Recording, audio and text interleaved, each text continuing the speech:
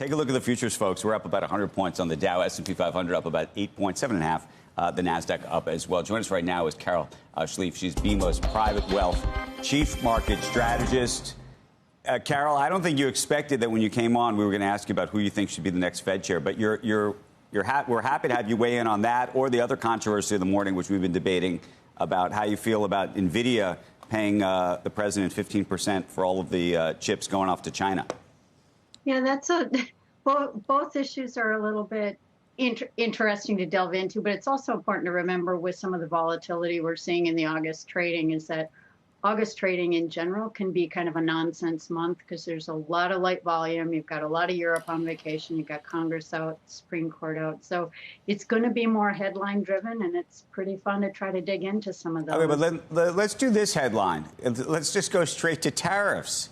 So explain why, in your mind, the market has not just absorbed, but been happy about or accepting of the fact that we now have tariffs, and they are here. They are really here. If you didn't think they were here before, they are here. And instead of the stock market going down, the stock market went up. I think a piece of that is along with the tariffs came some clarity for business. Business has proved more resilient than many had anticipated, especially with the Liberation Day amounts. And people are still trying to sort through how does that filter through the economy. Now, we saw some hiccups in the market, both stocks and bonds, when the services numbers came through softer, because it's important to remember in terms of the production side of things, 70% is services, and the purchase side of things, about that amount is services too.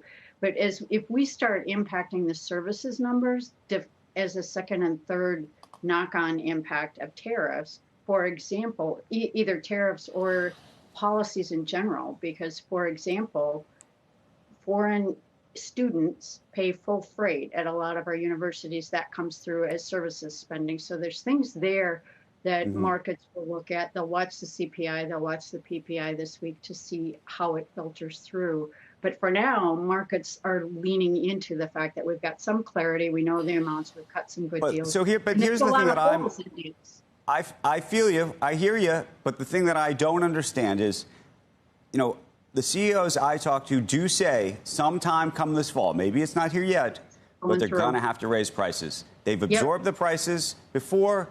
They can't continue to absorb them. At some point, the prices are going to go up. Well, and I think it depends, because I don't necessarily think they'll go up across the board. They'll go up selectively. And a company has two choices. They either eat it in the margins or they pass it on. And I think it depends on who you are if you can pass it on. The tech companies, if you're NVIDIA, you can pass it on. If you're a consumer goods company, consumers have other options. They can substitute, they can buy house brand. There's a lot of other options consumers have. So it really depends on who you are, if you can pass it on or if you're going to have to eat it. But what are you talking about? I mean, if you're an automobile maker, Ford says it's cost them $800 million this last quarter. At some point, you can't just keep eating that. Shareholders not going to eat that. One would think not, and maybe that's when the markets come to some realization that either it's industry by, not even industry by industry, it's company by company in terms of, you're exactly right, it has idiosyncratic to at some point. Scott Bessent said. Well, that's the question. Right. Yeah, it has to filter through at some point. And when the administration talks about the billions flowing into the coffers, those billions are coming out of companies or consumers in the U.S. And so that's why you're seeing many of us call for a slowing in the growth rate and figuring out where that modification is. I honestly think people start dealing with it after Labor Day. After Labor Day. Well, so that's the question. Fat Joe has this line, yesterday's price is not today's price. Do you know this line? Who? Fat Joe, the rapper, has this line. Yesterday's price is not today's price. I don't remember saying this. Yeah, not you. Okay.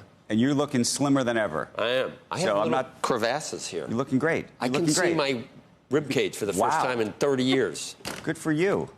What happened? I know. You've been on the Scarsdale diet. I have. And it's been doing great. Yes. Anyway, yesterday's price, not today's price, Carol. And that's the thing. So what is it? The post-Labor Day, we're going to get there, and then everybody's going to wake up and go, well, yesterday's price, not today's price.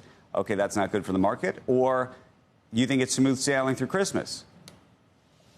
I think it's choppy sailing, and I think a lot will depend, like similar to the Fed, we get a lot of data in the next couple of months. The data that we get in the early period, if you're a bull on the market, you're going to pick out the data that supports your case. If you're bearish on the market, you're going to pick out the data that supports your case. And so, but I think we'll get more legit data after into September and going into the third quarter, because these second quarter numbers, they came in above expectations, but we took the expectations way down in the first quarter. So it was an easy bar to leap across for companies. The rubber hitting the road will really happen in this third and fourth quarter. And so markets may chop a lot more going into year end.